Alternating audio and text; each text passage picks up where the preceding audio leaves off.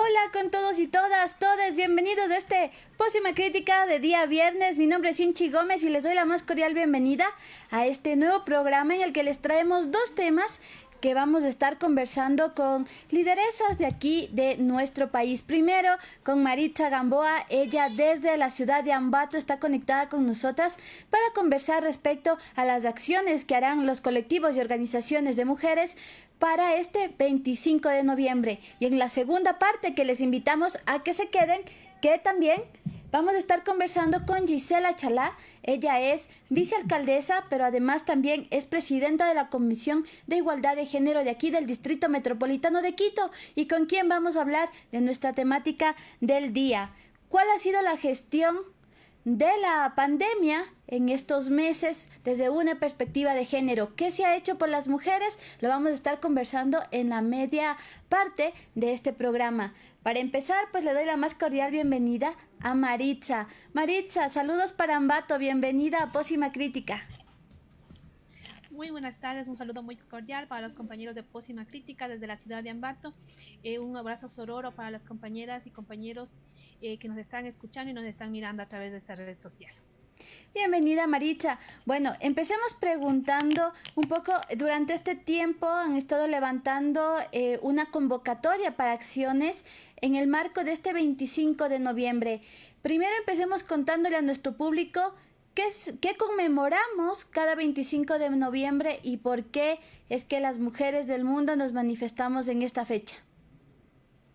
Sí, recordemos en la época del dictador Trujillo en República Dominicana a nuestras primeras o una de nuestras primeras compañeras que fueron asesinadas por el dictador, ¿no? Que son las hermanas Mirabal, Teresa, Patricia y Minerva, que luchaban igual que seguimos luchando hasta ahora nosotras las mujeres por el derecho al trabajo, derecho a la salud, al seguro social. Buscaban una nueva forma de que se nos reivindiquen nuestros derechos. Entonces las compañeras fueron llamadas las mariposas, y por eso ustedes sí pueden visualizar en la parte trasera, yo tengo unas maripositas.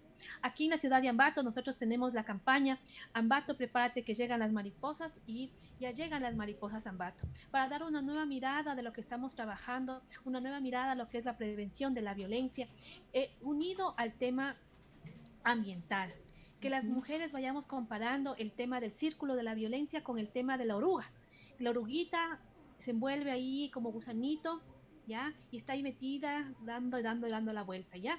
Y posteriormente tenemos a las compañeras que abren sus alas, rompen ese capullo y abren. Entonces nosotros las comparamos con el tema de romper el círculo de la violencia, y que las compañeras vayan tomando empoderándose de sus derechos, y digamos no a la violencia, no solo a la violencia dentro del hogar, sino a la violencia institucional, patriarcal, que vivimos de manera directa o indirecta las mujeres. Ujú.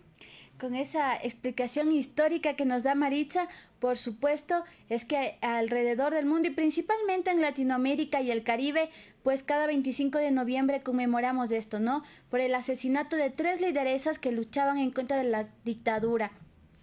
Pero yéndonos un poco al contexto actual, Maritza, tú que has estado trabajando con varias organizaciones a nivel del país también, pero sobre todo en tu territorio, cuéntanos cuál es la situación de las mujeres en nuestro país. Un poco contémosle a nuestro público qué es lo que ha estado sucediendo. Por ejemplo, tenemos que en el último feriado tuvimos cerca de 7 femicidios. ¿Cuál es el contexto en el que las mujeres del Ecuador vivimos cotidianamente? Lastimosamente, en lo que va del año 2020, tenemos a 101 hermanas que han fallecido producto del tema del femicidio, producto de este sistema patriarcal, producto de esta sociedad machista que de una u otra manera nos sigue culpando a nosotras las mujeres. De estas 101 mujeres, casi la mayoría, por no decir un 60-70%, han muerto con la boleta de auxilio, con las medidas de protección. Es decir, que el Estado nos sigue debiendo. Las mujeres morimos con la boleta de auxilio en la cartera, nos siguen asesinando. Una de esas compañeras, como tú decías, fue asesinada en la ciudad de Ambato con 24 puñaladas. No es simplemente que cómo nos matan a las mujeres, es cómo nos matan a las mujeres, es cómo nos asesinan a las mujeres. Nuestro compañero, a quien con quien tú querías formar una pareja, el padre de tus hijos.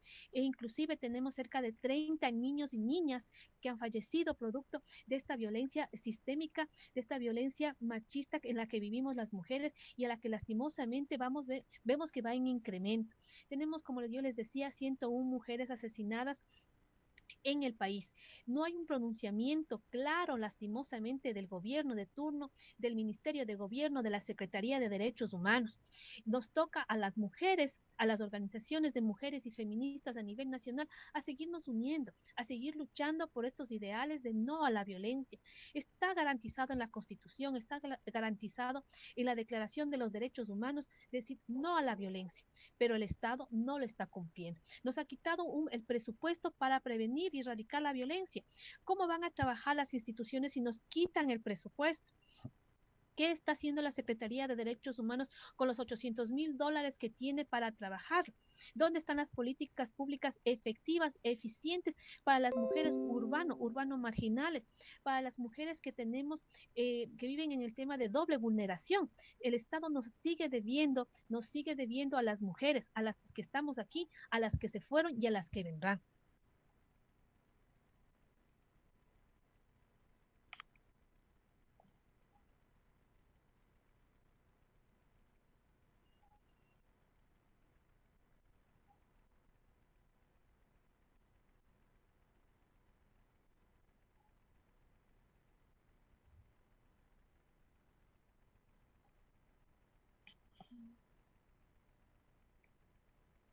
Acción de resistencia de parte de los colectivos, principalmente de mujeres y de personas trans.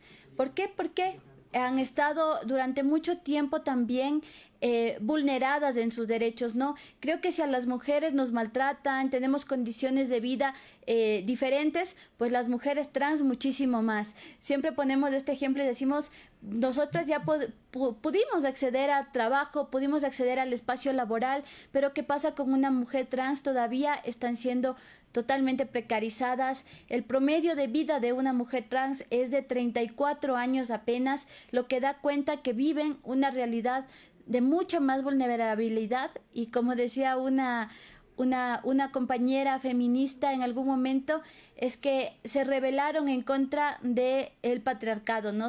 Al rol que se les otorgó de masculino y eso pues es algo que la sociedad condena permanentemente y de muchas maneras y mucho más en estos cuerpos concretos. Maritza, cuéntanos un poco de esto, cómo es la situación, por ejemplo, de las personas trans en tu contexto, en Ambato, porque digamos aquí en Quito podemos decir que estamos en una parte como mucho más central donde confluyen un montón de identidades urbanas, trans, disidentes, pero ¿qué sucede en las localidades? Cuéntanos un poco cómo se mira la diversidad sexogenérica y principalmente en este caso a las personas trans. nosotros igual como colectivo Ana de Peralta veníamos trabajando con las compañeras trans, con las compañeras que lastimosamente, como tú dices, siguen siendo doblemente marginadas o vulneradas en sus derechos. Son seres humanos que están aquí en la sociedad, pero la misma sociedad, las mismas familias les han ido marginando. Hemos venido trabajando en el tema de derechos sexuales y reproductivos con el Ministerio de Salud para entregarles el tema de lo que son los preservativos. Eso era en primera instancia para que ellas vayan cuidándose, como tú dices, eh, el tema de salud, el tema de su vida es diferente al de nosotros, es muy diferente y hay que tomar en cuenta también esas líneas de acción que en una sociedad súper curuchupa, yo le digo así a Ambato, una sociedad muy conservadora, lastimosamente siguen siendo invisibilizados, siguen siendo maltratados y vulnerados. Inclusive hace una semana nosotros tuvimos un tipo conversatorio vía lo que es Facebook con las personas que protestaban y se quejaban por las compañeras trabajadoras sexuales y los TAN específicamente en el Parque 2. Es un lugar excéntrico de la ciudad de Ambato donde se unen están las compañeras trabajadoras sexuales y los trans. Y la sociedad, la ciudadanía decía que hay que sacarles, que hay que erradicarles porque dan mal aspecto. Entonces nosotros decíamos, ¿qué da mal aspecto? Las compañeras que están ahí dando sus servicios o los ladrones o lo que esto conlleva. ¿Qué ha hecho el municipio por erradicar el tema del trabajo sexual? Les ha dado una oportunidad, les ha dicho, a ver, vayamos, consigámosles una casa de acogida para las compañeras trans, les ha dado una nueva oportunidad o seguimos simplemente marginando y tratando de ocultar lo que existe en la ciudad de Ambato. Lastimosamente, en el nuevo plan de ordenamiento territorial no tenemos esa mirada integradora para las compañeras trabajadoras sexuales, perdón, y peor para los compañeros trans. Aquí tenemos la asociación trans Esperanza de las compañeras trans. Son alrededor de unas 12 compañeras que vienen trabajando y luchando contra esta sociedad, que les reciban en la municipalidad, que les escuchen en la municipalidad y es súper complicado porque como yo digo, Ambato es una sociedad muy conservadora, muy curuchupa, donde estos temas no se los trabaja, donde estos temas que son súper sensibles no se los visualiza. Y hay que seguir trabajando y nuestra organización y el Comité Provincial de Mujeres ya trabajó una instancia, no digo, de cerca de 2 años en el tema de derechos sexuales y reproductivos. Lo hemos vuelto a activar por la necesidad de unirnos.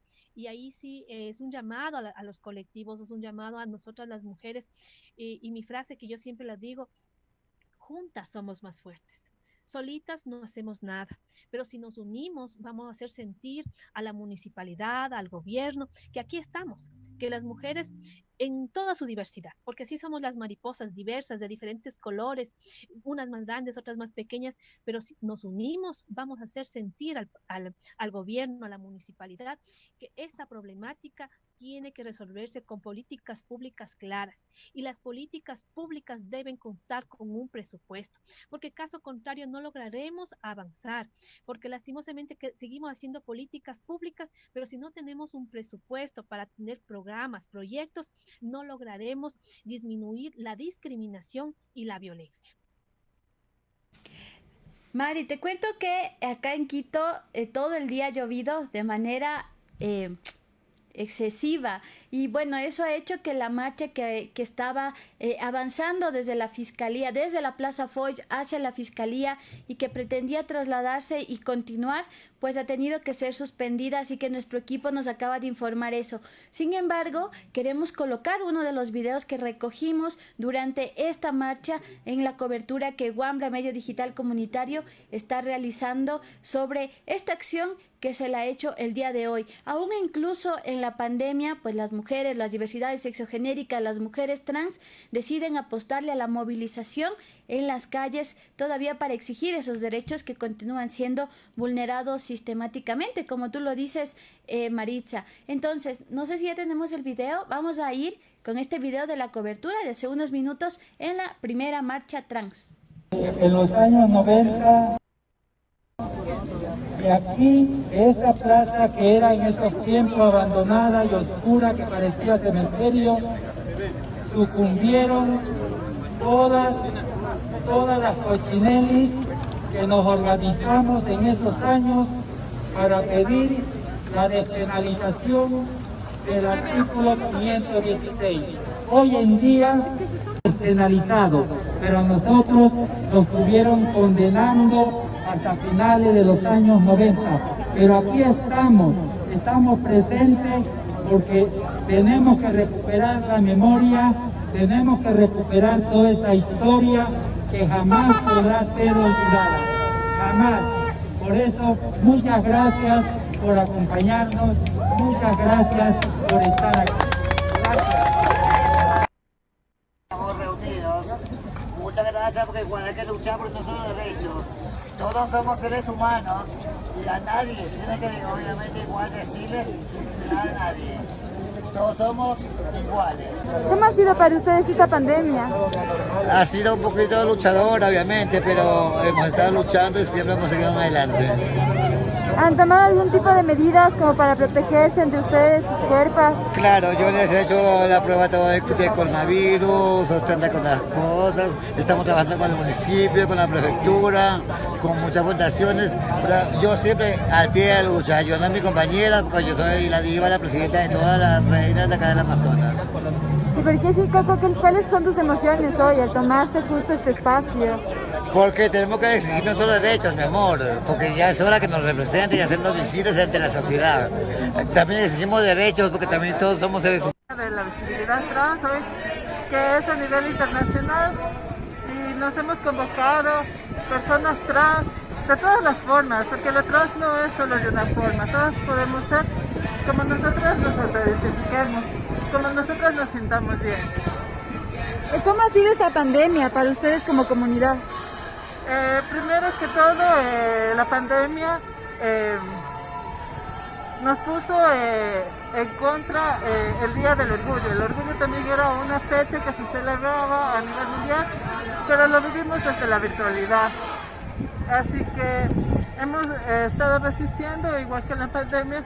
Más que todo, nuestras compañeras trans adultas mayores fallecieron y perdieron la vida por causa del COVID-19. Además, siguen muy presentes los asesinatos y los crímenes de odio a personas trans. Hace 3 días mataron a una mujer trans y todavía no hay justicia, todavía no tenemos leyes ni un gobierno que nos ampare. Siempre vivimos ante la indiferencia social y política. ¿Sientes que esta pandemia ha agudizado estas violencias? Por supuesto que sí, la pandemia agudizó no solo la violencia a las personas trans, sino en todo el marco de la violencia de género, mujeres, cuerpos feminizados. Hemos estado sufriendo, más que todo en la pandemia, muchas violencias, ya que estamos en nuestras casas, confinadas, tal vez con nuestro violentador, tal vez con nuestras familias que no nos aceptan, ser personas de la diversidad sexogenérica.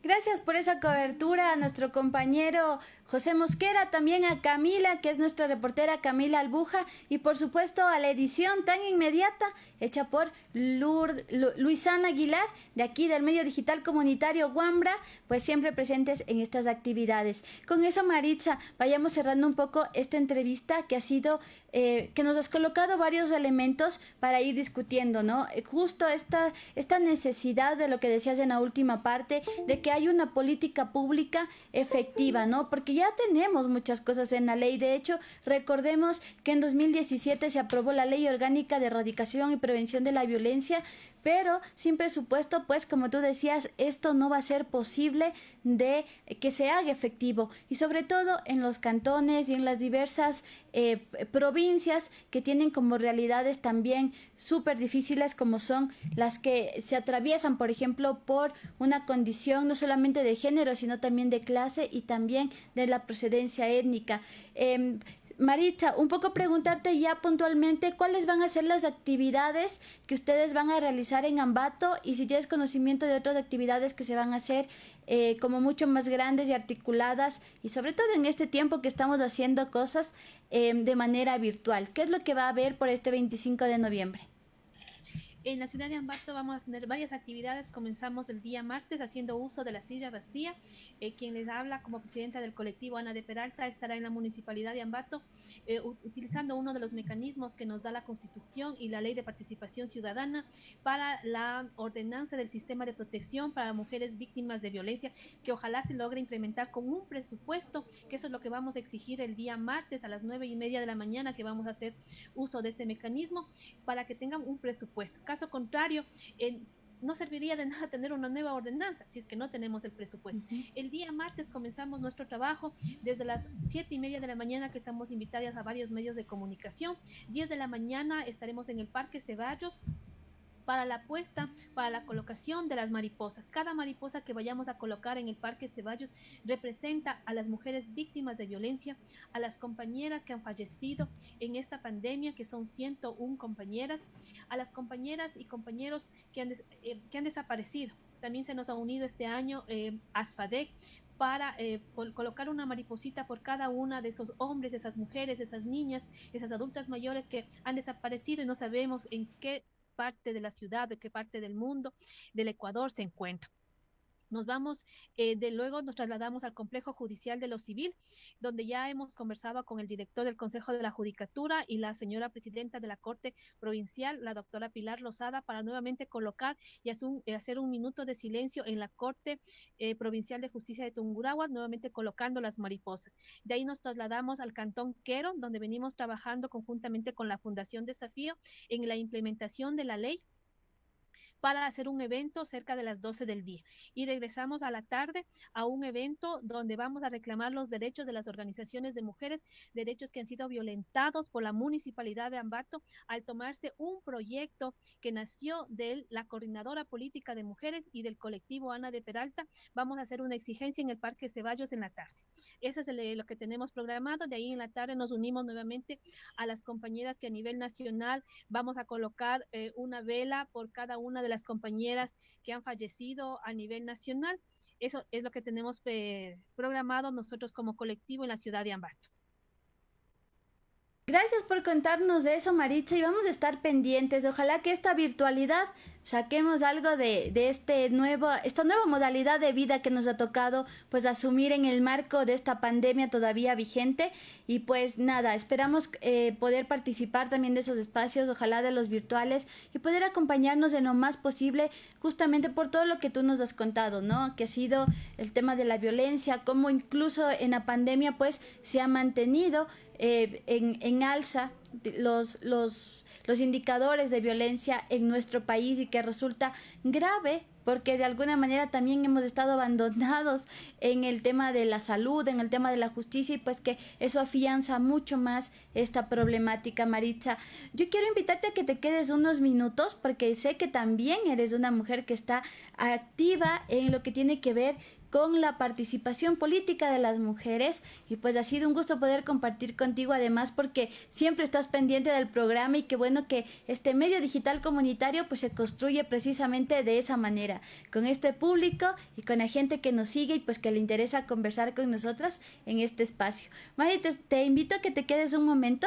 mientras le cuento a nuestro público que para este día 29 de noviembre está prevista la jornada de resistencia contra la violencia de género en la Plaza de la Juventud de Carapungo, convocada por diversas organizaciones de mujeres autoconvocadas, y pues ahí les tenemos este dato también para que este 29 pues asistan a la Plaza de la Juventud de Carapungo, y el día 28 de noviembre también a las 6 de la tarde pues se conecten a un festival virtual nacional, que es este festival en contra de todas las violencias. Las vidas de todas, las vidas diversas importan, que es convocado por diversas organizaciones que son parte de la Mesa Feminista Ecuador. Entonces tenemos varias actividades, les invitamos a que visiten las páginas y pues se vayan enterando y vayan participando. que definitivamente hay bastantes actividades y sobre todo para generar conciencia de lo que es la violencia de género y por qué es tan necesario que aún continuemos luchando por las que ya no están, pero sobre todo por las que seguimos aquí, por nuestras hijas y por todas. Maritza, entonces ahora sí vamos a ir con este video que nos va a permitir introducir a la temática que viene a continuación con Gisela Chalá, pero que ayer en la noche conversaba con Mayra Tasipanta.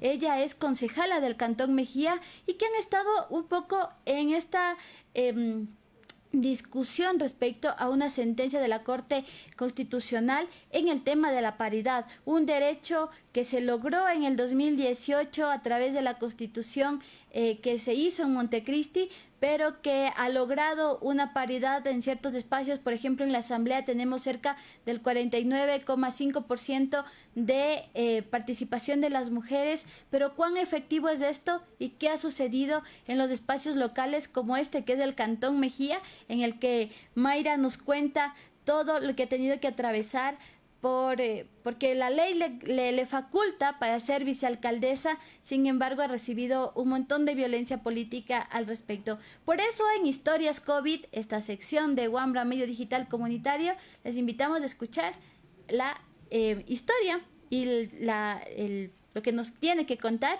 Mayra Tasipanta, concejala del Cantón Mejía.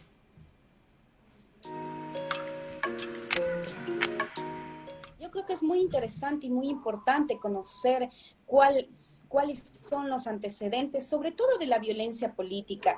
Y vamos a partir desde una estructura desigual de género. La sociedad nos ha brindado, nos ha puesto literalmente roles y propósitos tanto para mujeres como para hombres. Desde ahí nace este tema. ¿Por qué? Para la mujer directamente el rol reproductivo y el rol de cuidado, y eso significa que está destinada al espacio privado. En cambio, para los hombres el rol productivo y que se va al espacio público. Entonces, si vemos de ese contexto, claramente se nota que las mujeres hemos tenido la limitada participación en ámbitos tanto económicos, sociales y sobre todo aquí es el tema político. Si hablamos de paridad, hablamos de igualdad de participación política de hombres y mujeres. Esto no quiere decir un tema solo de mujeres. En vez de que nosotras como mujeres podamos tener mejor participación, que eso buscaba la Defensoría del Pueblo, comenzó las amenazas, los memes sexistas, la violencia política, y desde ahí nace esa naturalización política, porque incluso la ciudadanía reclamaba y decía, pero si yo voté por un vicealcalde y quiero que sea él, cuando ni siquiera la ley dice eso. La ley dice que es una elección del consejo, saber cuál es su segunda autoridad, que obviamente tiene que respetarse este principio de paridad. Nosotras hemos tenido que recibir todos los insultos, los agravios y todas las amenazas, pero esto va a quedar en un hito histórico, y yo lo he dicho así: si la Corte Constitucional, que no le estamos pidiendo nada, que no nos regale nada, porque nada nos han regalado, y como le decía en el antecedente, la lucha de las organizaciones de las mujeres ha llegado y ha logrado que las agendas en derechos de igualdad se pongan en las políticas públicas internacionales, regionales, nacionales, locales. Eso tiene que prevalecer. Yo mandé una ordenanza de fiscalización que justamente fue en la pandemia, porque recordemos que la pandemia se fortaleció mucho el tema de la violencia política, y yo le he dicho de esa manera, se ha fortalecido ese tema de esa violencia, porque esa violencia no solo significa una violencia física, sino también psicológica y moral, incluso en tema de legislación que trabajamos conjuntamente con los compañeros, ¿no? Porque eso no es un trabajo tan personal, más bien es más de comisiones. Yo como presidenta presidí la ordenanza de prevención y erradicación de violencia contra las mujeres en el Cantón Mejía, una ordenanza que ya se puso en vigencia. Nosotros aprobamos ya en segundo debate que tienen 4 ejes: el eje de prevención, el eje de atención y más ejes. Estamos ahorita incluso trabajando en la ordenanza de acción social, modificando algunas cosas, porque incluso ahí la política tan machista que dice, ¿no? Las delegadas de acción social serán las esposas de los concejales y la esposa del alcalde. Y bueno, por si acaso, un delegado, pero obviamente va en ese sentido, porque la política siempre han hecho los hombres para los hombres. Por eso es importante, tan importante y trascendental, que las mujeres nos empoderemos de los temas, que las mujeres entendamos cuál es nuestro rol en la sociedad, mucho más allá del rol reproductivo. Nosotros tenemos que estar en igualdad de derechos con los hombres.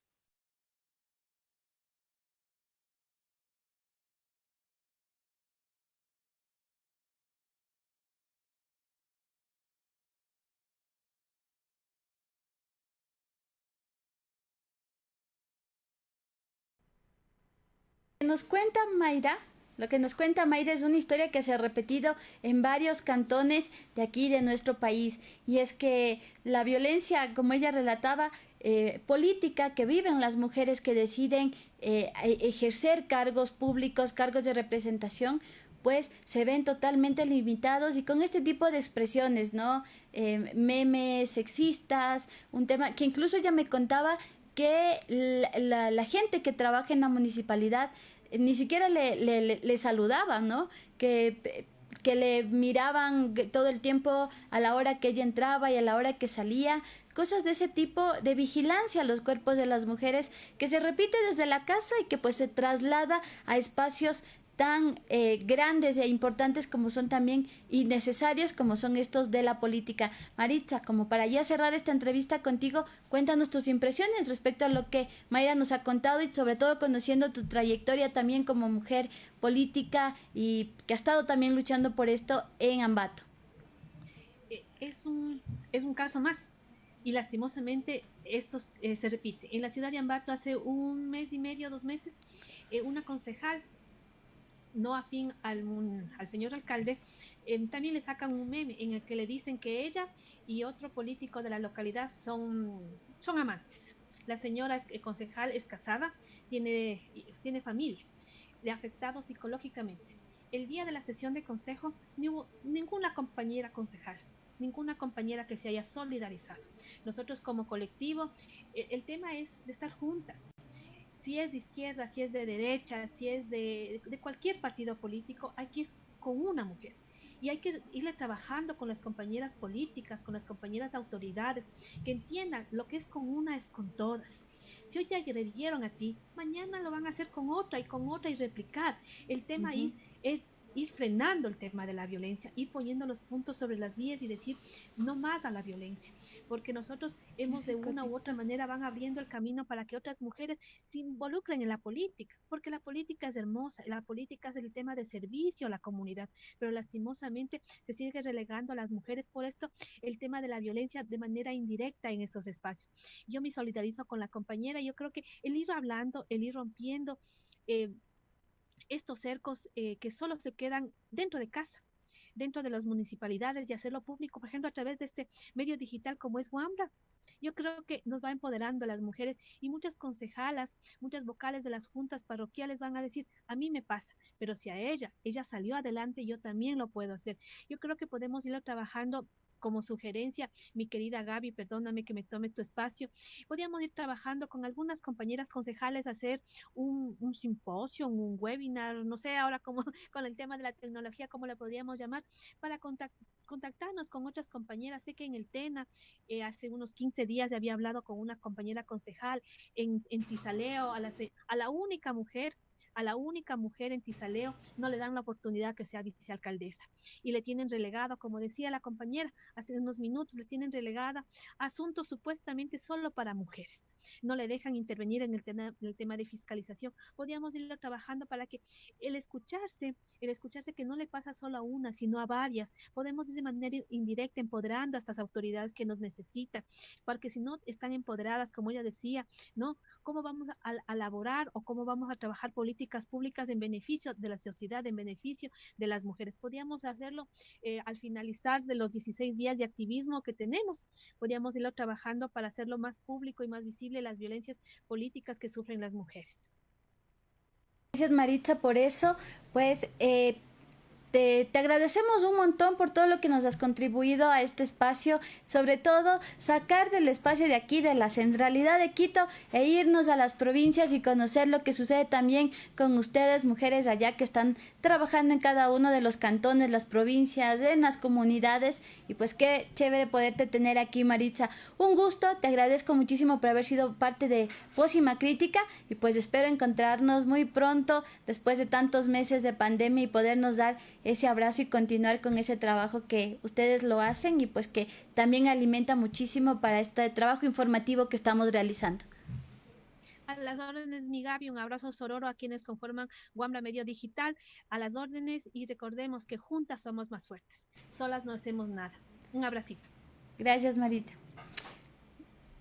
Les cuento que aquí en Wambra Medio Digital Comunitario le apostamos en medio de la pandemia a hablar de las historias COVID. Le hemos llamado así a nuestro sitio, que lo pueden visitar en www.wambra.es, y pues también en nuestras redes todo el contenido que hemos hecho sobre historias COVID, donde se van a encontrar todos esos detalles que han sucedido en las comunidades con las mujeres amazónicas, sobre las vacunas, información científica también que hemos buscado para ustedes y que les invitamos ya a que lo vean. Todo eso está subido en nuestra página web www.wambra.es. Pues nada, también invitarles a que continúen siguiendo nuestras redes sociales a través de Facebook, a través de Instagram como @Wambra, y también en Twitter para tener información al instante de lo que sucede en nuestro país. Pero adicional a eso, también contarles que tenemos un canal de difusión en nuestro WhatsApp, así que les invitamos a que visiten la página de Facebook y se van a encontrar ahí el número de teléfono de Wambra Medio Digital Comunitario. Se agregan a nuestra lista y van a tener información cada noche respecto al resumen del día y de lo que sucede con la COVID-19 todavía aquí en nuestro país. Entonces, con eso quiero contarles que parte de este trabajo de historias COVID son estos videos que les estamos presentando aquí en el Pósima Crítica. Hemos conversado también con Yasmín Calva. Ella está trabajando en varios territorios respecto a lo que tiene que ver con la defensa de los territorios, y nos cuenta también qué está sucediendo con Hidrotambo, con una de las hidroeléctricas aquí en nuestro país, y pues vamos a ver qué nos tiene que contar de esta problemática que sucede en la Amazonía ecuatoriana.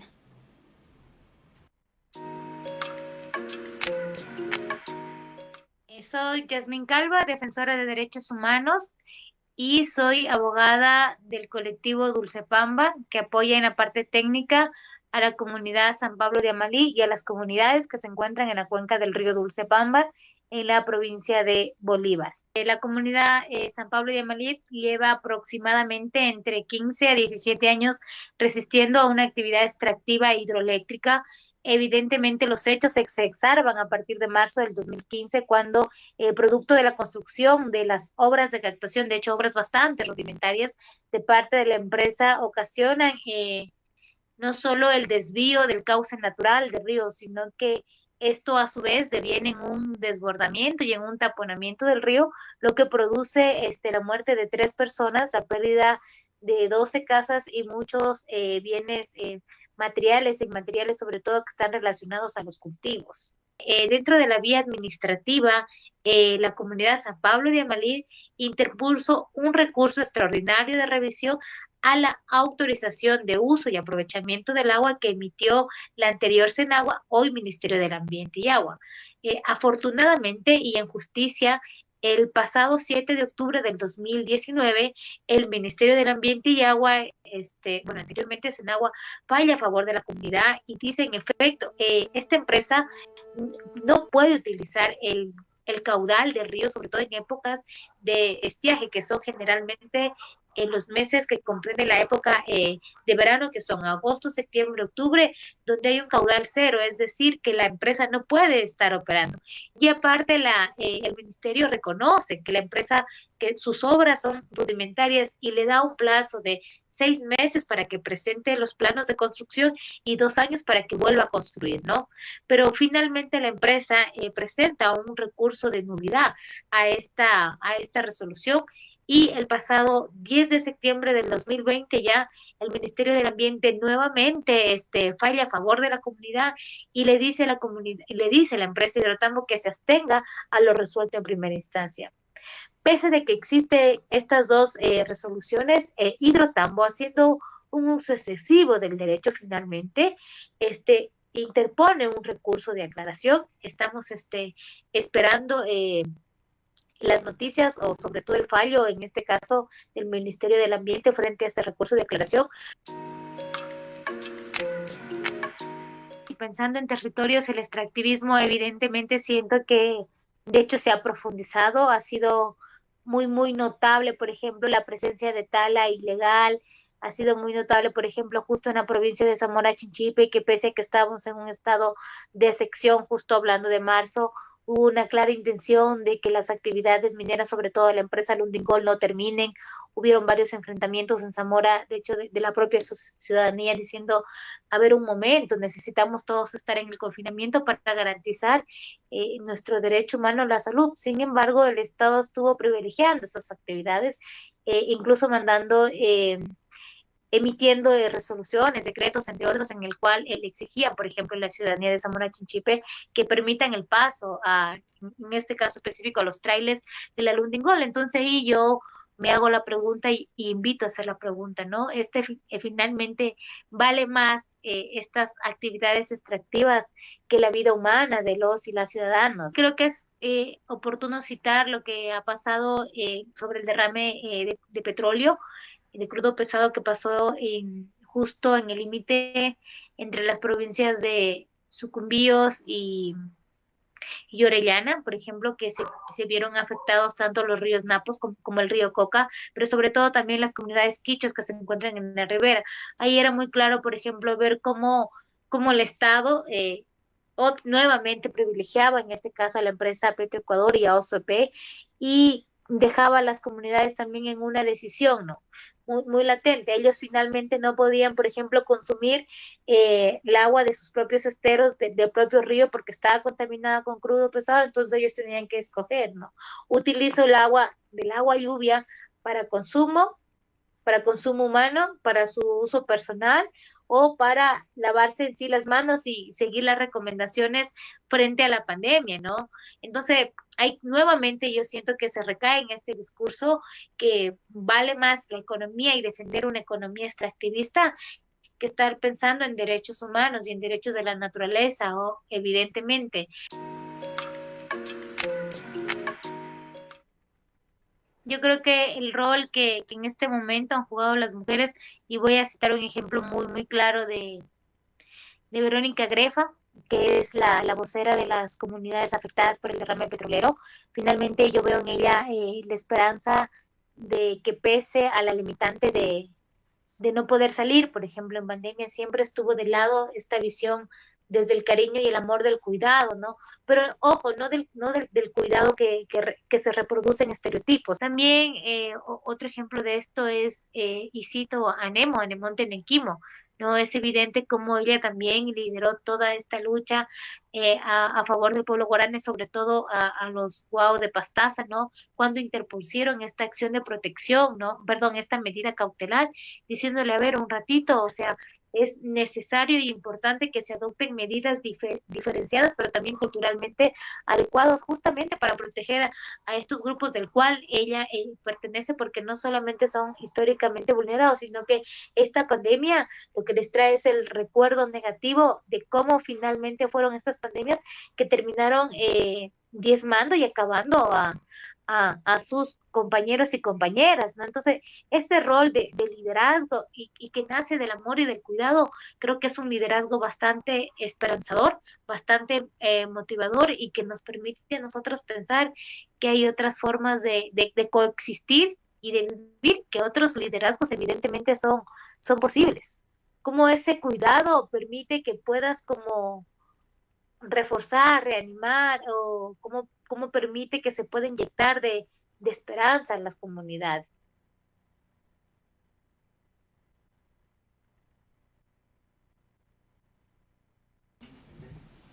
Y bueno, como les habíamos comentado, el tema del día de hoy es conversar respecto a cómo ha sido la gestión de la pandemia aquí en la ciudad de Quito. Conocemos que hasta el día de hoy pues tenemos más de 60,000 casos de contagios en nuestra ciudad y pues nos es importante para nosotras conocer cuál ha sido la gestión desde una perspectiva de género, porque como ya hemos visto, las mujeres nos atraviesa las violencias de formas más concretas y específicas. Por eso el día de hoy invitamos a la vicealcaldesa de Quito, bienvenida Gisela Chalá, que además es la presidenta también de la Comisión de Género y Derechos Humanos del municipio metropolitano de Quito. Bienvenida Gisela a Pósima Crítica. Muchísimas gracias. Esta invitación sin duda es una de las más importantes, Gabriela, en estos espacios donde podemos contar lo que en los medios tradicionales no les interesa conocer, digamos, cómo estamos haciendo la gestión, más allá de intereses que pudieran generarse en los medios tradicionales. Ustedes son nuestra esperanza, el que la ciudadanía pueda ejercer, como siempre debe ser, el derecho a estar bien informados. Bueno, aquí estamos con el cariño de sí. Gracias Gisela, y es que, bueno, Quito tiene un contexto, digamos, además de tener una cantidad de contagios considerable y que una de las ciudades más golpeadas por lo que es la COVID-19, también nos enfrentamos a esa... Porque la señal no es muy buena, sobre todo a esa... ¿Escuchas? Listo. Ok, sí, te decía Gisela que, digamos, además de que en la ciudad de Quito pues registramos uno de los mayores altos índices de contagio, pues las mujeres también de Quito nos enfrentamos a algo que es la violencia de género. Y hemos visto que tomando los datos del ECU 911 que hace un registro de las alertas que registra, pues que al día tienen 66 eventos de violencia de género diarios, 66 casos, ¿no? Esto nos llama la atención en la medida de que muchos de estos son no solamente violencia física, sino también psicológica, violencia sexual, múltiples violencias que confluyen. Preguntarte, durante este tiempo, estos meses de la pandemia, ¿cuáles han sido las medidas que tomó el municipio de Quito como para gestionar este tipo de problemáticas que atraviesan las mujeres de aquí, de la ciudad de Quito? Bueno, estoy un poco como decía, con dificultades en la señal. Estoy tratando de hacer la entrevista como corresponde con la cámara abierta, pero se me está cayendo un poco. Procuraré que esto no nos suceda y optimicemos el recurso tiempo. Por eso se estaba un poco entrecortando. Sin embargo, el manejo de la pandemia ha sido algo que el mundo entero no estaba preparado. Sin embargo, en Quito tratamos de hacer las cosas desde el primer principio de la administración pública, que es prever. Cuando teníamos el conocimiento de que llegaba esta pandemia, lo que se hizo fue tomar decisiones en base a la prevención, porque conocíamos muy bien las dificultades que estaba pasando el Sistema Nacional de Salud Pública y también la poca capacidad que tenía el gobierno central para enfrentar esta crisis. Por eso es que desde las competencias que tenemos como gobiernos en el gobierno local se han tomado algunas previsiones, pero cada uno asumiendo su tarea, su rol, y dentro de ellas nos encontramos con una lamentable noticia, que teníamos un cáncer dentro de la pandemia, que es la violencia intrafamiliar, la violencia de género. Por la propia dinámica que tenía el confinamiento, cuando estábamos...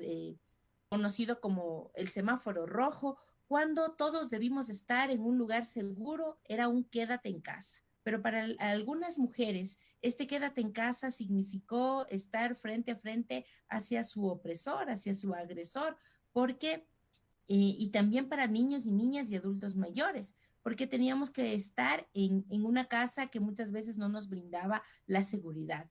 Y esto, es, las cifras escalofriantes a las que tenemos que hacer alusión, es impresionante cómo hubo un repunte de casos, a pesar de que la dinámica del confinamiento no daba para poder hacer una denuncia específica, una denuncia de las cosas que estaban pasando, porque muchas veces el solo hecho de tratar de buscar ayuda ya podía generar un riesgo entre la vida y la muerte.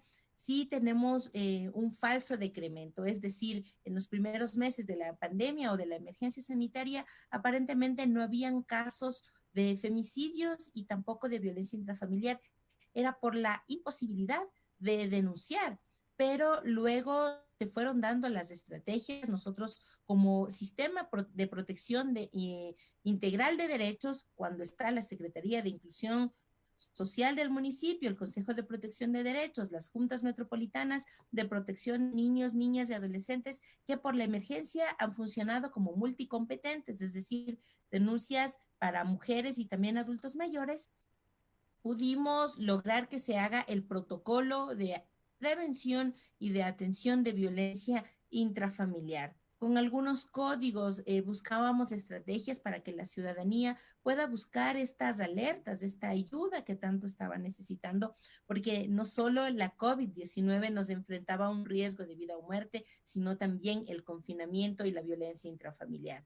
Volvimos a buscar, a tocar puertas de cómo el Estado, al estar al frente con un decreto de excepción, cómo podía dar respuestas. Evidentemente tampoco lo logró. Y también, no solo con esto, también se agudizaron y hubo un repunte, las estadísticas lo dicen, y estadísticas que no son números fríos, son nombres y apellidos, son personas, son familias de intentos de suicidio. Entonces nos teníamos las alertas de cómo íbamos a enfrentar estas dificultades sin recursos y muchas veces hasta sin tener la claridad de las competencias, pero eso no nos amedrentó en tomar decisiones oportunas.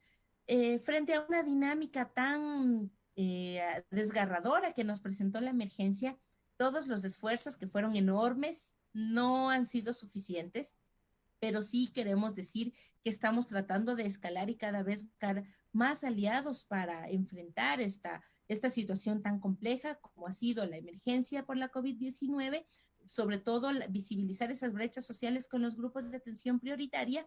Ustedes recordarán que se estaba haciendo la entrega de kits de ayuda humanitaria por parte del municipio, por parte algunos, un poquitito por parte de gobierno central, pero también queríamos que con esto, esta ayuda humanitaria que eran como pañitos, también pañitos de agua tibia, lo podemos reconocer, también vaya, se esté pensando en la salud mental de los ciudadanos y sobre todo en la vida de las mujeres, de los adultos mayores y de los niños y niñas. Porque, digamos, también la imposibilidad de denunciar que tenían las mujeres hizo pues que esta, como tú dices, un falso decrecimiento en términos de las alertas que teníamos respecto a los últimos 3 años. Al finalizar, mientras se fueron flexibilizando las medidas de aislamiento, pues vemos cómo empiezan a incrementarse de manera exponencial pues los casos de denuncia. Pero quisiéramos saber qué habilitó el municipio de Quito y si todavía está vigente, por ejemplo, alguna línea de atención, algún espacio donde las mujeres puedan asistir en caso de manera segura con las normas de bioseguridad en el caso de estar sufriendo violencia. ¿Se hizo alguna de estas acciones? Bueno, como decía, este protocolo que lo habíamos de una suerte de poder integrar y todo el tiempo estuvo activo el sistema de protección integral de derechos, este protocolo lo que hizo fue coordinar con algunos niveles de gobiernos. Y cuando me refiero a algunos niveles de gobiernos, específicamente pudimos coordinar con la Policía Nacional para que nos ayude porque ellos eran dentro de la ruta de protección, eran quienes tenían el acceso más cercano a las víctimas. También el número, nosotros creíamos que no era pertinente aperturar otro número que podía confundir a la ciudadanía y creíamos que debía haber, seguía el 1911, el 911 para poder articular estos canales de defensa, porque inclusive en los sectores populares nos encontrábamos ante la imposibilidad de contar con datos o de contar con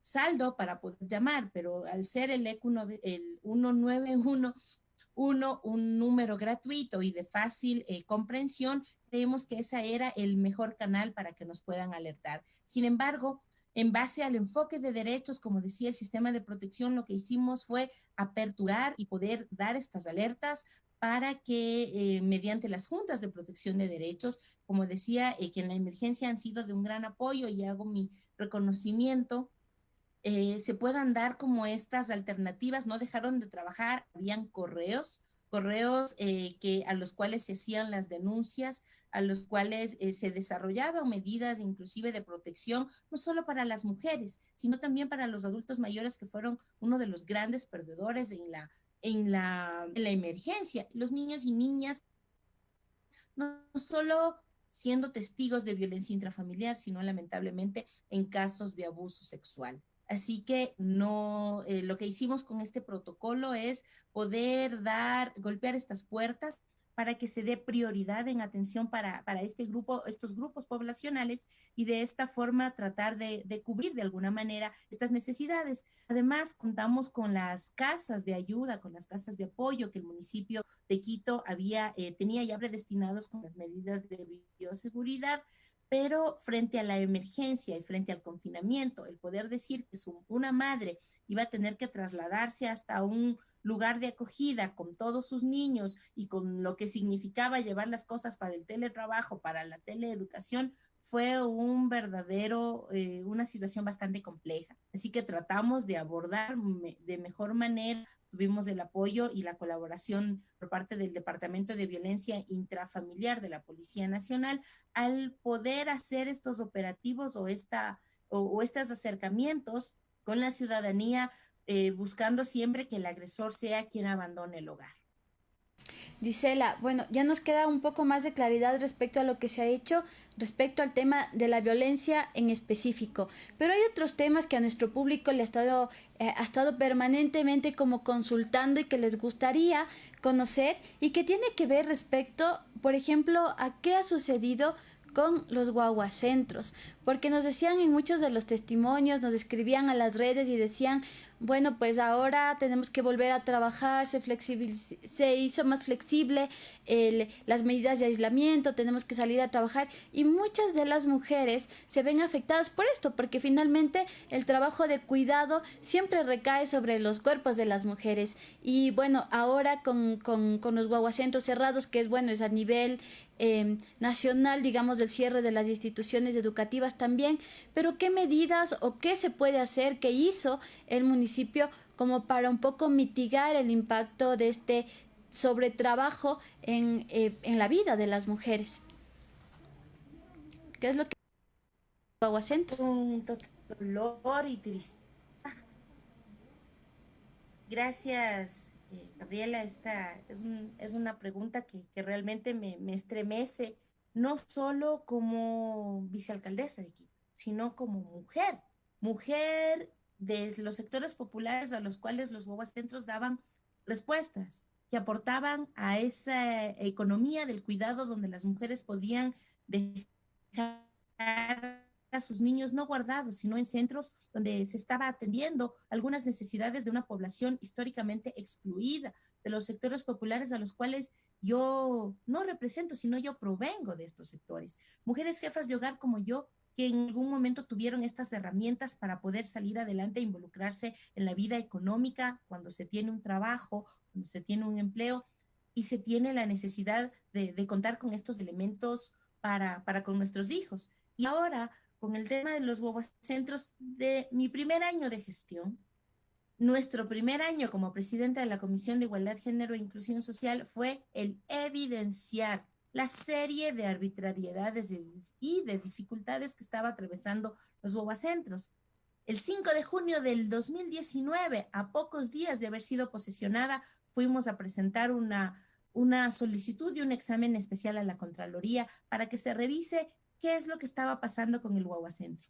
y no solo qué es lo que estaba pasando con la plata de los bobacentros, sino administrativamente qué estaba pasando, la necesidad de implementar un modelo de gestión para que esto no sea un programa paralelo como lo hizo el exalcalde Rodas. Todo lo que está pasando con la mala atención a la primera infancia ha sido culpa de la administración anterior y no con esto quiero lavarme las manos, pero sí creíamos que al momento de llegar nosotros, este nuevo momento, teníamos que evidenciar las cosas que tenían debilidades para poder subsanar esos errores y para poder buscar soluciones estructurales. La primera infancia no debía haber quedado en manos de planes, o mejor dicho, sujeta a voluntades de proyectos coyunturales, sino más bien se tenía que atender como corresponde mediante la política pública.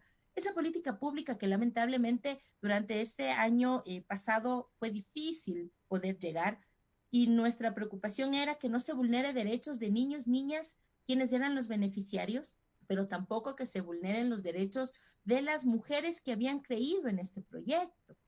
Es una lucha constante, hemos evidenciado, no es que hemos buscado hacer popularidad o tener popularidad mediante este, que es un dolor de la ciudad, sino más bien lo que hemos buscado es que haya se vaya cerrando una brecha social entre no puede existir jamás niños de primera y niños de segunda. Y nuestros niños de los sectores populares, de los sectores de los barrios donde estaban los bobacentros, no podía ser la excepción. Hemos luchado, hemos procurado que esto no se dé. Sin embargo, por la propia emergencia sanitaria, ustedes conocen la imposibilidad de que los niños asistan a estos centros, se cerraron, pero aún seguimos luchando para que este cierre, que entendemos que fue temporal según las declaraciones del alcalde Yunda, porque él mismo ha dicho categóricamente que los va a aperturar una vez que ya se pueda, entendería que en el año siguiente, en el 2021, ya haya un cierre adecuado. Es decir, que las adjudicatarias, que son las personas que trabajaban en los bobacentros, puedan tener la tranquilidad de poder cerrar como corresponde, con sus haberes pagos, cubriendo las deudas que se generaron durante todo este tiempo, y también que mientras tanto Patronato San José siga desarrollando un modelo de gestión para brindar la atención como corresponde, con un modelo pedagógico y cumpliendo una tabla nutricional como corresponde a los niños de todo el distrito metropolitano. Estamos a la expectativa de qué es lo que sucede porque nosotros como concejales y concejalas tenemos determinadas competencias. Ya corresponde al administrativo, es decir, al alcalde y a sus funcionarios, buscar que esto no quede en palabras, sino más bien que esto se vaya resolviendo y nosotros estaremos allí vigilantes, pero también desde la competencia de fiscalización a que esto se lleve a cabo con un enfoque de derechos, disminuyendo estas brechas sociales. Tú has dicho algo muy importante y que tiene que ver esta conexión, ¿no? Del cuidado con el trabajo. Estos espacios eran indispensables en la medida que permitían trabajar a las mujeres y, como tú dices, de los sectores populares principalmente. Pero esto derriba también en una problemática que la vemos a diario y que también nos preocupa muchísimo, y es que precisamente estas mujeres que están en los sectores populares por lo general están ejerciendo el trabajo informal en las calles de Quito, y vemos cómo están acompañadas efectivamente pues de sus guaguas, ¿no? Cargados de sus guaguas, trabajando en medio de esta pandemia, pues que como decíamos al principio, pues por un lado y por otro estamos enfrentadas o al contagio o a la violencia, ¿no? Y estas múltiples violencias.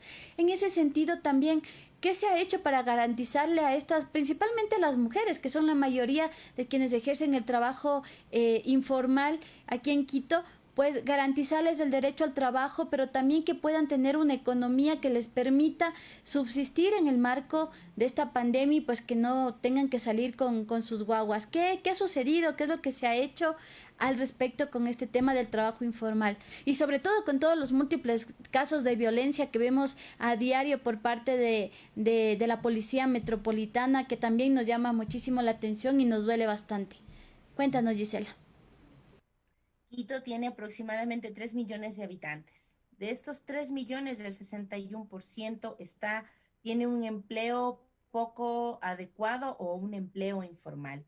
Y de estos, siendo que las mujeres somos el 51% de la población, evidentemente es directamente proporcional a este porcentaje.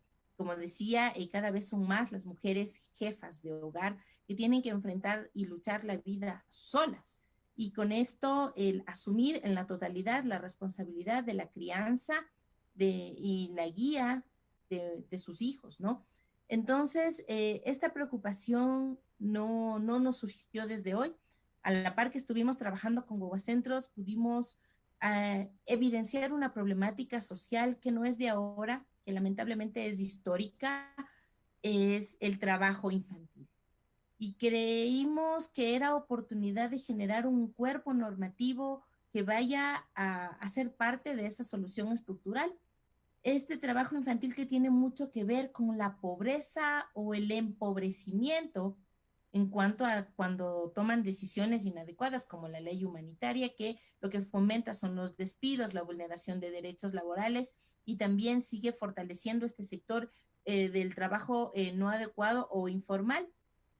El trabajo infantil viene siendo como una de sus secuelas más crueles y más violentas. Entonces, durante todo este tiempo, Quito no tenía que seguir mirando al otro lado, mirando la cara para no ver esta realidad, sino tenía que visibilizarla, evidenciar que existe, y eso lo hicimos con un diagnóstico de trabajo infantil propiciado por el Consejo de Protección de Derechos, al cual siempre le reconozco y del cual orgullosamente tengo el honor de ser su presidenta. Pudimos lograr un diagnóstico de trabajo infantil con un 10% de la población, distribuido de manera sectorial. Ustedes conocen que Quito, al ser el distrito metropolitano, tiene procesos desconcentrados en cuanto a la administración por parte de las administraciones zonales. Logramos identificar estos territorios y también eso nos ayudó a tener en consideración a qué público, o sea, cómo íbamos a medir esto del trabajo infantil. En el caso de Calderón, que es la parroquia más grande de Quito y del Ecuador, tiene un 18% de trabajo infantil, es porque es una parroquia dormitorio, es decir, llegan acá a dormir, pero se trasladan al hipercentro, ya sea la Manuela Sáenz o el Eugenio Espejo, donde está el Parque de la Carolina, Manuela Sáenz, el centro histórico, para desarrollar sus trabajos o este trabajo infantil. Estas claridades, como también afectaban a los niños, a las niñas y a las adolescentes mujeres, esta responsabilidad dejada por parte de los adultos y adultas, sobre todo cuando devienen de actividades del cuidado en la casa. Eso también es trabajo infantil, aunque la gente piense que trabajo infantil es aquella que solo tiene que ver con actividades remuneradas. Sin embargo, como decía, logramos algo histórico, el sistema integrado, el sistema integral de protección integral de derechos logró juntar una mesa distrital, esta mesa técnica distrital con representantes de gobierno central, de gobierno local, hasta del parroquial, y también poder generar un cuerpo normativo con expertos para la erradicación del trabajo infantil. Ordenanza que acabamos de aprobar en segundo debate por unanimidad el día martes en el Consejo Metropolitano de Quito. ¿Qué es esta ordenanza? Esta ordenanza no es otra cosa que un cuerpo normativo que da un paraguas legal para desarrollar y dar una serie de elementos de obligatorio cumplimiento para la erradicación del trabajo infantil.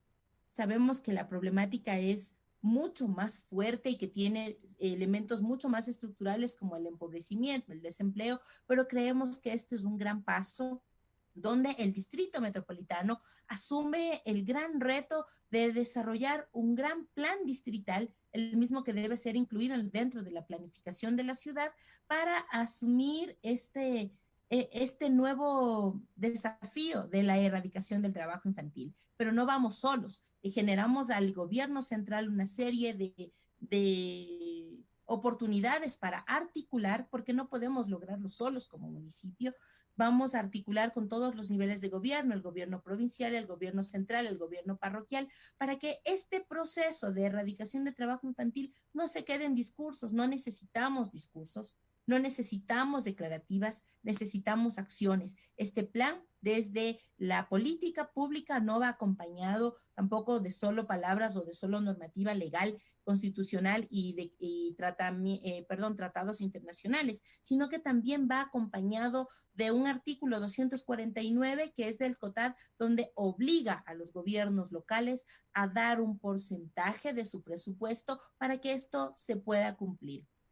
Entonces, bajo esta dinámica hemos involucrado a los órganos de inclusión social. No solo es una responsabilidad de la Secretaría de Inclusión Social, también se suma la Secretaría de Educación, la Secretaría de Salud, porque existe un porcentaje importante, de 4 de cada 10 niños tiene problemas de salud por estas actividades de trabajo infantil, 21% de agotamiento, tienen problemas en su visión, en sus piernitas, en sus ojos, o sea, es una serie de situaciones que no debemos dejarlas sueltas. La Secretaría de Salud se suma también a ser parte dentro de este plan, no solo con nutrición, no solo con esta observancia de cómo van a ir su salud integral, sino también a dar un gran aporte que es un plan de prevención de embarazos adolescentes y también lo que significa capacitación en salud sexual y reproductiva.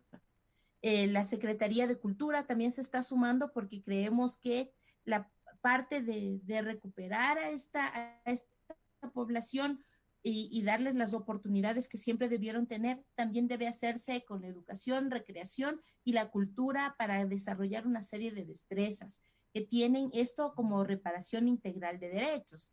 Y se nos está las grandes secretarías, como decía, salud, educación, Secretaría de Inclusión Social, cultura, pero también la Secretaría de productividad. A ellos les hemos encargado, en conjunto con el Consejo de Responsabilidad Social, que es quien se encarga de todo ese vínculo entre el municipio y las empresas privadas, de ser parte de este proceso. Está con Quito, está también la Secretaría de Productividad, deben hacer un plan que nos deben entregar de cómo se van a ir fortaleciendo la economía de estas familias que lastimosamente se encuentran insertas en esta violencia tan cruel como es la erradicación de trabajo infantil. Por supuesto, Gisela, pero justo la última parte de mi pregunta era, ¿cómo hacer esto de una manera que no violente también la integridad de estas personas? Como te decía, tenemos varios reportes diarios respecto a situaciones de violencia con la Policía Metropolitana y precisamente a mujeres, ¿no? Como decíamos, son las que mayormente están ejerciendo este trabajo, que están ahí también con sus hijos, y pues esto nos preocupa también en la medida de que no es un tema solo de Quito, sino que a nivel nacional se repiten este tipo de escenas, y preguntarte qué es lo que se ha hecho con eso, tal vez con el personal de la Policía Metropolitana, ¿cómo se va a tratar esta temática sin que esto tenga que derribar en mucha más violencia, ya incluso física, para quienes están haciendo y ejerciendo el trabajo informal?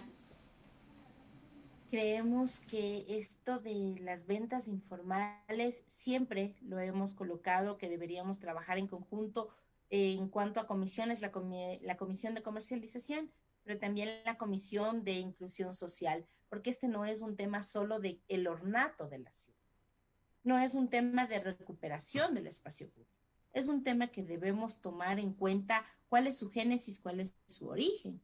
Y con ello tenemos, como decía, nos estamos abordando primero en el orden superior, dándole prioridad a los niños. Trabajo infantil, estamos trabajando también ya en un proyecto de ordenanza de habitantes de calle, y lo que estamos procurando de manera integral es que Quito sea parte de este derecho a la ciudad, es decir, una ciudad de derechos. Al ser parte de la Comisión de Seguridad, se está tratando un plan de seguridad y convivencia ciudadana para el Distrito Metropolitano. Estamos dando algunos aportes desde el Consejo de Protección de Derechos, porque creemos que la seguridad no tiene que ir de forma punitiva ni tampoco justifica la vulneración de derechos, sobre todo con este sector poblacional que no es que dice, ay, no tengo nada que hacer, mejor me voy a ver qué vendo afuera. No, esto es una obligación, ellos se han visto obligados a tener que llegar a esto, a así cubrir sus necesidades, el tener que ser parte del sector informal, que también es bastante complejo porque igual al estar afuera se enfrentan directamente con la COVID-19. Eso sucede y una serie de elementos que son el riesgo social, que es al que nosotros deberíamos enfrentar, pero con un enfoque de derechos. Creemos que Quito debe dar ese gran salto de ser parte de una ciudad cuidadora, y cuando hablo de una ciudad cuidadora no es desde un enfoque patriarcal que venga, le protejo, le guardo aquí debajo de mi brazo, sino más bien cómo desde el enfoque de derechos se tiene que dar estas garantías y la materialización de los mismos. Y cuando existe esta vulneración de derechos como las que hemos visto, me supongo que ustedes han visto los mismos videos que yo, tenemos que llegar a capacitar a los agentes metropolitanos porque su cumplimiento del deber o su cumplimiento del trabajo de ninguna manera tiene que estar vinculado con la opresión, con la vulneración y con las violencias. Por el contrario, se tiene que buscar la forma, es decir, nosotros como Consejo de Protección de Derechos ya hemos empezado una serie de capacitaciones sobre visibilizar los derechos que tiene la población en situación de movilidad humana, mujeres, niños, habitantes de calle, porque creemos que esa es la forma. Quizás me llena de esperanza pensar que ya vamos a tener un nuevo gobierno y entonces en este nuevo momento vamos a tener la posibilidad de pensar en la gente y darle la prioridad al ser humano, dejando atrás el capital. No porque no sea importante, sino que si tomamos decisiones, por eso cuando dicen a veces es momento de despojarnos de la ideología, no nos podemos despojar de la ideología, porque la ideología nos da la claridad de a quién vamos a beneficiar con nuestras decisiones. Y por eso creemos que este es un momento, siempre le decimos al alcalde, ¿hacia dónde va Quito? ¿A quién le vamos a dar prioridad? Prioridad no solo con palabras, prioridad expresada en voluntad política con recursos. Y sin duda los derechos, el derecho a la vida en la ciudad, nos tiene que llenar de una serie de oportunidades de repensar y de replantear cómo vamos nosotros a cubrir estas necesidades de los seres humanos. Necesitamos fortalecer la Secretaría de Productividad, necesitamos fortalecer con Quito para poder enfrentar desde nuestras competencias este desempleo que nos deja no solo la emergencia, 3 años de abandono tenemos donde no se ha tomado en cuenta, donde no se ha tenido una visión de Estado para poder generar fuentes de empleo y darle la estabilidad económica que teníamos en años anteriores. Gisela, nos quedamos también con ese compromiso, comprometiéndoles también a, como dices, que se haga este trabajo con un enfoque de derechos. Quiero agradecerte muchísimo por haber sido parte de Pósima Crítica y pues por habernos puesto también en contexto de lo que se está haciendo desde la municipalidad y pues para también tener esas herramientas para que nuestro público sepa, por ejemplo, que puede hacer sus denuncias al ECU 911, seguir llamando al 911 para alertar en casos de violencia, que se está pensando en los guaguacentros y pues nada, que también se incluyan en ese debate público, en ese debate de la política pública y sigan enviándonos sus sugerencias y comentarios de este Pósima Crítica. Queremos lo posible por seguir conversando con la gente que está a cargo de hacer la gestión justamente de la legislación y la política pública en nuestro país. Muchísimas gracias por este espacio, Gisela, te agradecemos un montón y pues con esto despedimos nuestro Pósima Crítica del día de hoy, que nos extendimos un poco más del tiempo, pero qué gusto poder haber sido parte de su tarde. Nos vemos la próxima semana, el día miércoles, con más temas en nuestro Pósima Crítica. Revisen nuestras redes sociales y no se olviden de visitar en nuestra página web www.wambra.es historias COVID y también compártalo en sus redes porque la información que hemos hecho durante todo este tiempo ha sido información justo que viene desde los territorios, desde lo que no se conoce y pues lo estamos colocando ahora como información aquí a través de Wambra Medio Digital Comunitario. Conmigo hasta el próximo miércoles, mi nombre es Sinchi Gómez.